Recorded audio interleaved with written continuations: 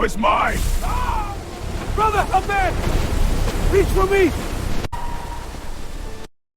The twin brothers, born of the same womb and raised at the same table, had walked into the forbidden forest of whispers. One was driven by a deep, silent love. The other was driven by a burning, jealous pride. They went in search of the stone of truth to decide who would marry the beautiful Adugo. But as they went deeper into the forest, everyone in the village knew one thing. The forest doesn't just give you what you want, it shows you who you really are. Let's find out what happened in the deep forest between the two brothers. Welcome back to Kim's African Tales. Kindly subscribe to this channel, like and share this video with your loved ones. The Forest of Whispers was not a place for the faint of heart. The forest was scary and filled with so many unimaginable things that can make anyone give up completely on their quest. Every step the twins took felt like the earth was trying to pull them down. So for the first hour, they walked in silence. Obinna led the way, his eyes searching for the markers the high priest had described. Ikenna followed, his hand never straying far from the hilt of the small dagger tucked in his waist. "Why do you keep looking back, Obinna?" Ikenna's voice echoed strangely. "Are you afraid of the ghost of our ancestors are watching you steal my woman?" Obinna didn't turn around. "I am looking back to see if my brother is still there, but all I see is a man I no longer recognize." As they went deeper, the forest began to play tricks on them. They began to see visions of things that were not real. Obinna saw Adugo standing by a waterfall, beckoning him. She looked sad, her eyes filled with tears. She whispered, "Obinna, please come to me." He almost ran to her, but he remembered the priest's warning. The forest feeds on your desires. He closed his eyes and kept walking, and it vanished. Ikenna, however, saw something different. He saw himself sitting on the throne, with the entire village bowing to him. Adugo was by his side, draped in the finest silks, but in this vision, Obinna was his servant. The sight made Ikenna's heart swell with a dark joy. He didn't see the danger, he saw power. The twin brothers finally reached the center of the forest, where light hit an ancient altar. On top of it sat a glowing stone, the stone of truth. Both brothers froze. The rule was simple. Whoever touched it first and brought it back to the high priest would win. Obinna moved slowly with respect, but Ikenna quickly jumped to grab the stone. He didn't care about respect, he wanted the prize. He wanted to marry Adugo by all means. As Ikenna's hand touched the stone, a piercing scream filled the forest. It wasn't a human scream. It was the sound of the spirits guarding the stone for years. The ground beneath Obinna started cracking open. The ground began to swallow Obinna, and he struggled to hold a grip. His fingers were digging into the wet soil, but it was difficult to hold onto something strong. "Ikenna, my hand! Please, brother, grab my hand!" Obinna shouted with fear in his eyes and his legs dangling over the dark hole. Ikenna stood at the edge, the stone of truth clutched in his left hand. He looked down at his brother. For a second, the old Ikenna, The brother who used to share everything with Obinna flickered in his eyes, but he shook it off. But then he thought of Adugo. He thought of the village laughing at him if he lost. If you stay down there, Obinna, Adugo will be all mine, Ikenna whispered with a big grin on his face. Instead of reaching out his hand, Ikenna stepped back. He watched as the soil crumbled, and with a final heartbroken look at his twin, Obinna disappeared into the darkness. So Ikenna emerged from the forest alone, tired and panting. The villagers gathered, murmuring. Adugo was there, her face pale, searching the tree line for Obinna, but he never appeared. "Where is your brother?" the high priest asked. Ikenna held up the stone and said, "The forest took him. He tripped, he fell into the great rift. I tried to save him, but his spirits were too fast." A wail broke out from Mama Nneka. Adugo fell to her knees, holding her chest. Ikenna tried to comfort her, to put his hand on her shoulder, but she flinched as if his hand burned her. The high priest took the stone, but he didn't look happy. In a loud voice, the high priest said, "The stone has returned. According to the law, Ikenna has won the right to marry Adugo, and the wedding will happen at the next full moon." But villagers didn't cheer because they saw the arrogance in Ikenna's face. The days leading up to the wedding were a nightmare for Ikenna. He couldn't sleep. Every time he closed his eyes, he saw Obinna's fingers slipping from the edge of the cliff. Every time he drank water, it turned red.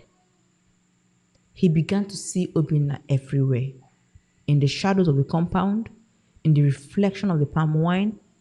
He became so paranoid, shouting at empty corners. The villagers whispered that the guilt was eating his mind. Adugo, meanwhile, was like a walking ghost. She refused to speak to anyone. Obinna, please come back to me. You are the one I truly love. She spent her days sitting by the stream where she and Obinna used to talk, hoping that he would appear to her. But he never did.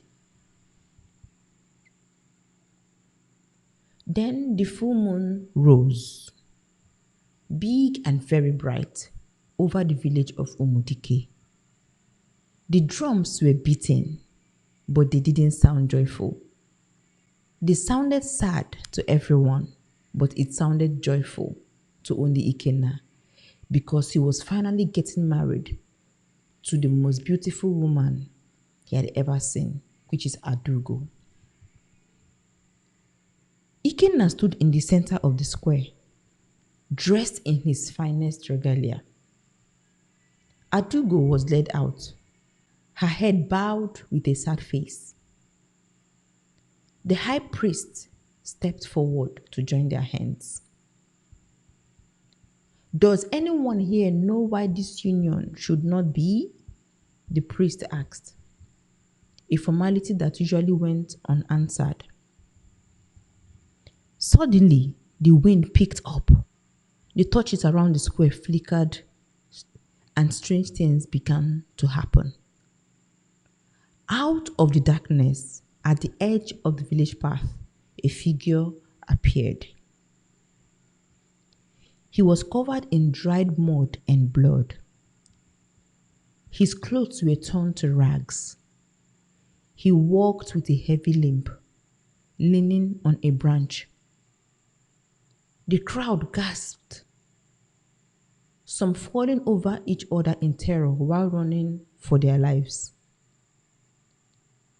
Then when light shone on the face of the figure, they discovered that it was Obinna. He didn't die. He had fallen into a deep ditch and spent days climbing out of that hell, fueled by a strength that only a betrayed heart knows. Obinna walked straight into the circle. He did not look at the villagers who were shocked to see him. He looked only at Ikenna, his brother. You told them the spirit took me, Obinna said. His voice was rough and very clear. But the spirits were kinder than you, brother.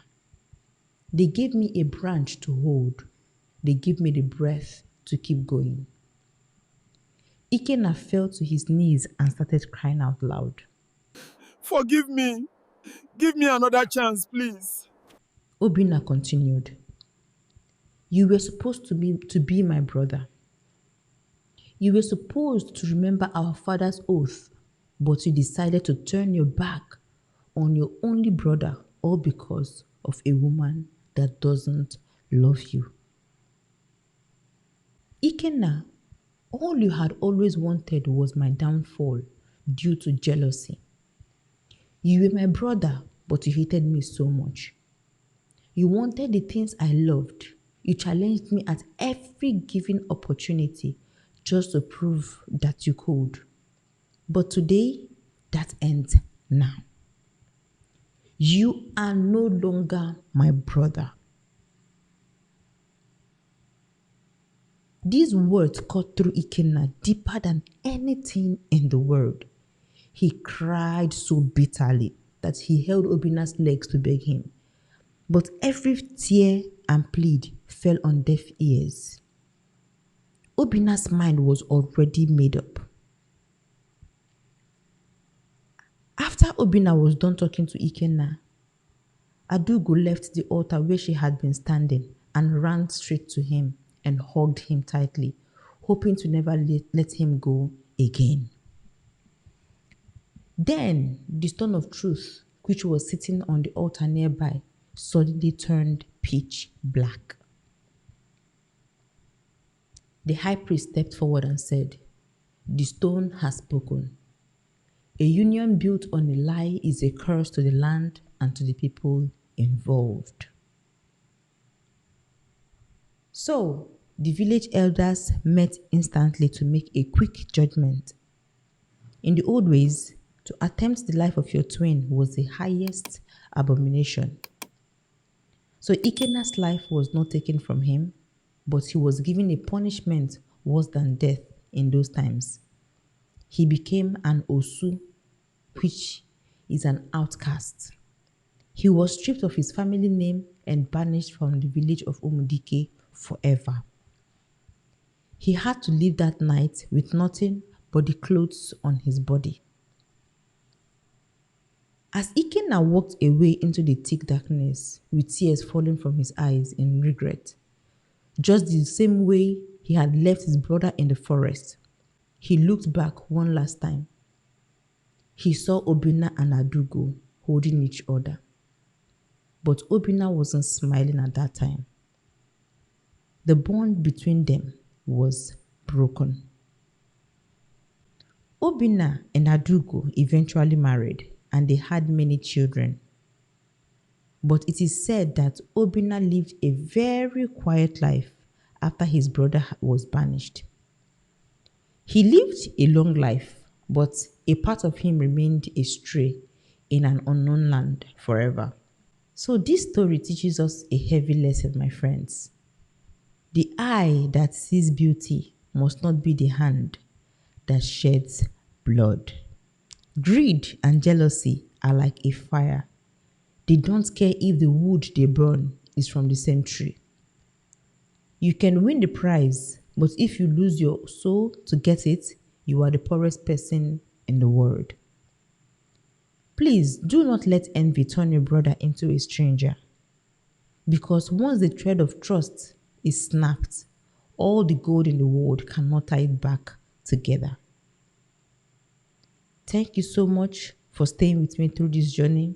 If this story touched you, kindly subscribe to my channel and share this video with your loved ones. I'll see you in the next.